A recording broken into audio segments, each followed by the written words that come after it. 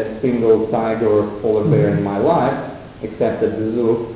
But it was very office-like, papers and computers and phones and meetings. So I wanted to stay sane and wanted to do something with my hands and with my creativity. So I found a master woodcarver who had spent 25 years in expeditions going and learning the symbology and the meaning of ancient sacred symbols used in Russian woodcarving. And I asked him to teach me. He said, all right, I can teach you. We agreed on the rate and agreed that when I'm available and so desire after work, I give him a call and come and he teaches me how to carve. But he had one condition, a rule. If he drinks any alcohol, be it even a bottle of beer, he does not carve for 24 hours because the tools that he uses, the hand tools, the chisels and the knives are so sharp they cut wood as though you were peeling a potato. So if you are not completely sober, you can cut off your finger or really seriously injure yourself before you can notice it. So he has this rule. One glass of beer equals no carving for 24 hours. So I called him after work. Can I come to carve tonight? He said, of course you can, come. I come, open the door, and he is there on his couch, drunk, singing and playing guitar. I said, well, gosh, why didn't you tell me over the phone that I cannot carve today? He said, why can't you carve? There is a knife, a piece of wood, go and carve. I said, well, but show me, teach me how.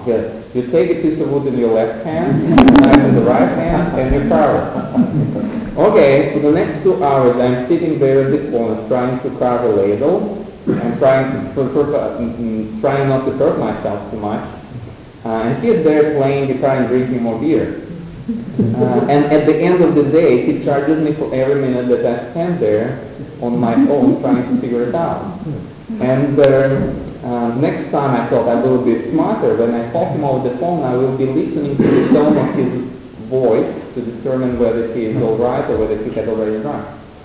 A week later, I called him and I can hear that he is all right.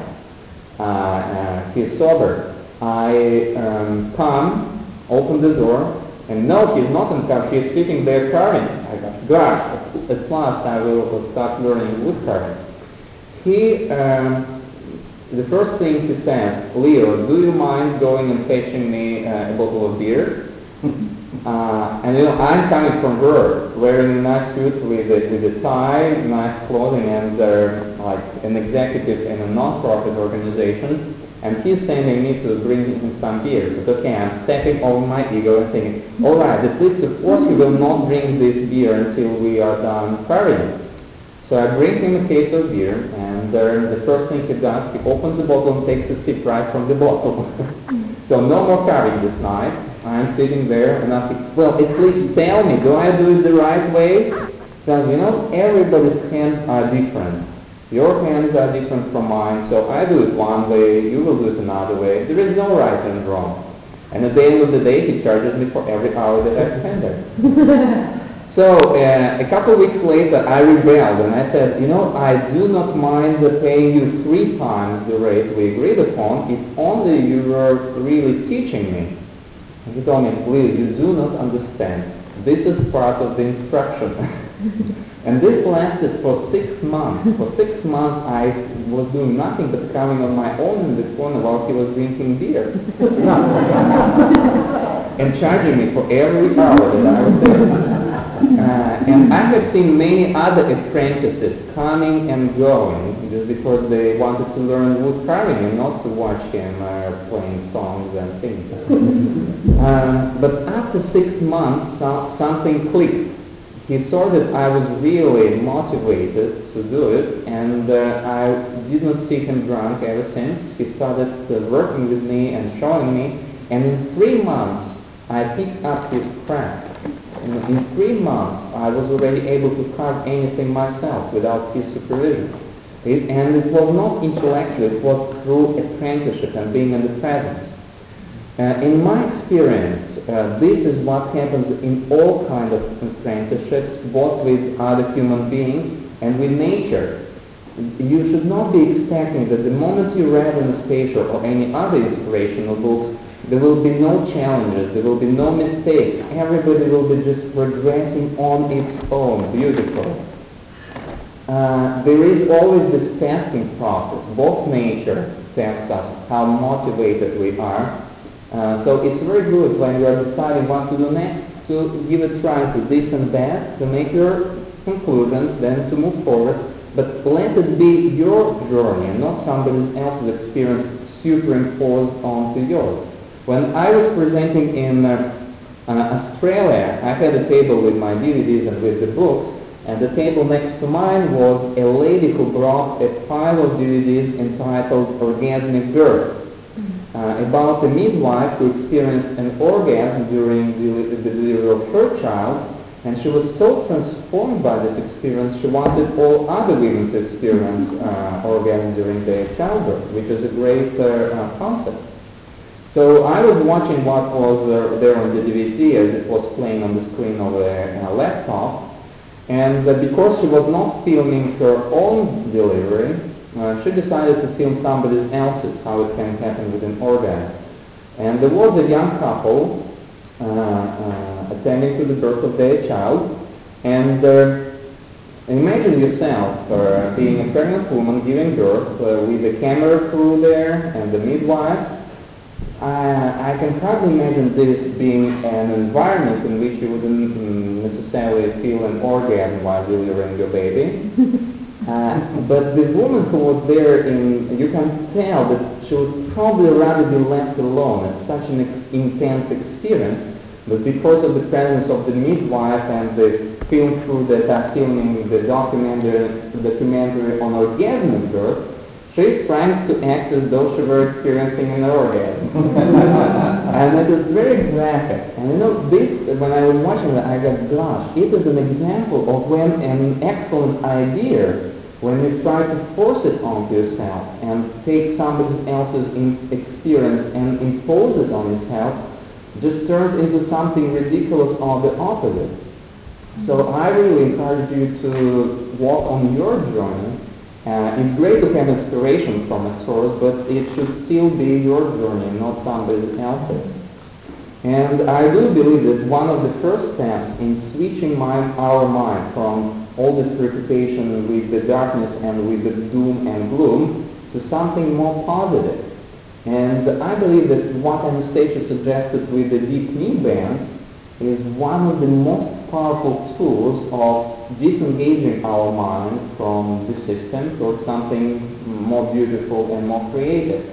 Actually, I cannot stop publishing because so many books are written in the Russian language that are amazing, have the power similar to the power of Anastasia, but are not available in any other language. So now we have translated, and it will be published, released a month from now, or in January 2010, a book that took this concept of creating your reality that Anastasia presented from a different source, but this concept of creating your reality yourself with the power of your thought and the images coming from you and not from somebody else, but developed it on the basis of this technique of deep knee bands, humor and laughter. You know, today there are so many books and DVDs about creating your reality. The Secret and the power of the law of attraction, or the law of attraction, etc.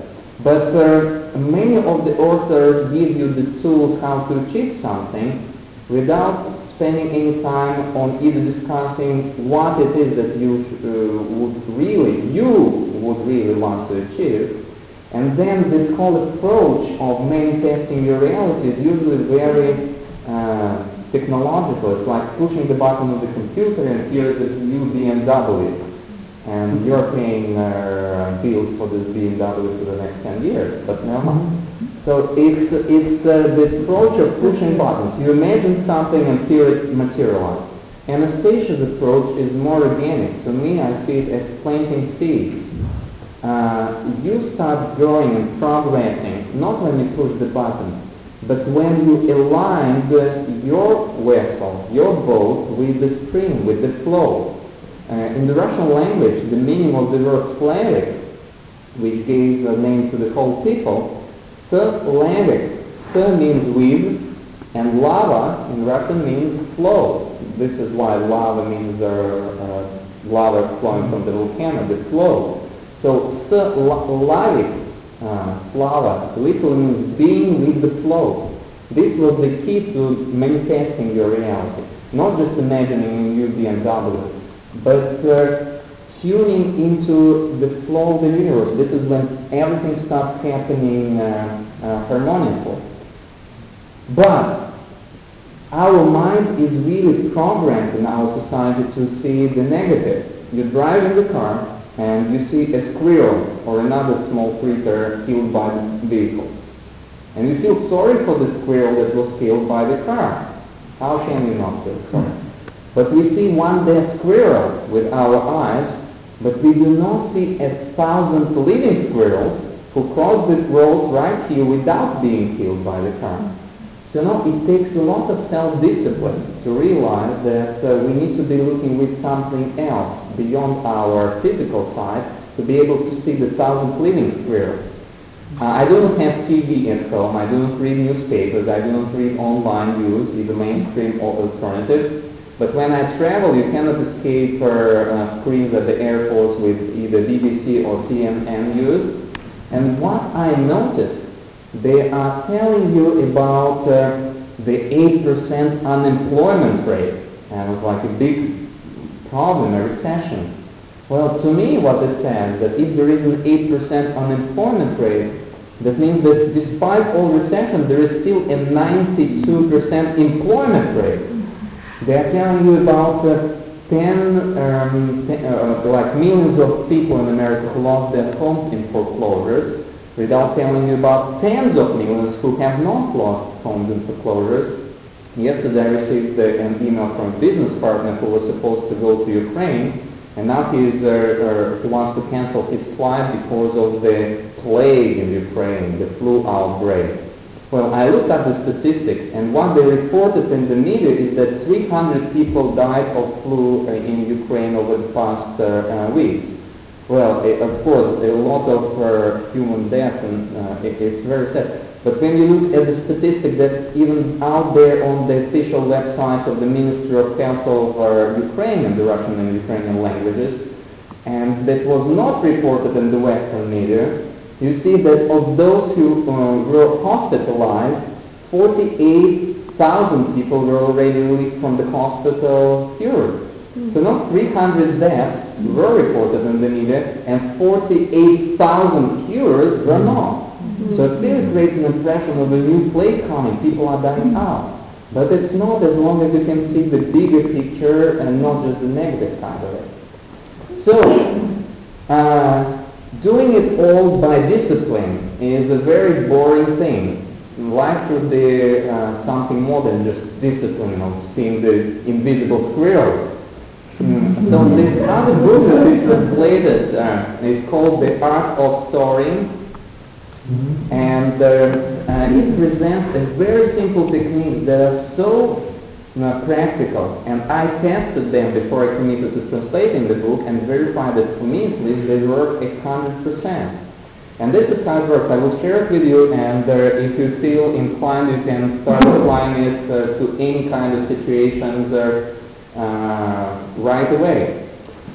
You take a problem that deprives you of sleep, that really spoils your life, that really makes you tense. It can be relationships with your loved ones, or with your boss at work, or with anybody. It can be financial troubles. It can be concern over the future of humanity. Anything. Whatever creates tension in you and really worries you, you do it as follows. You take it and you start playing out in your mind the negative scenario.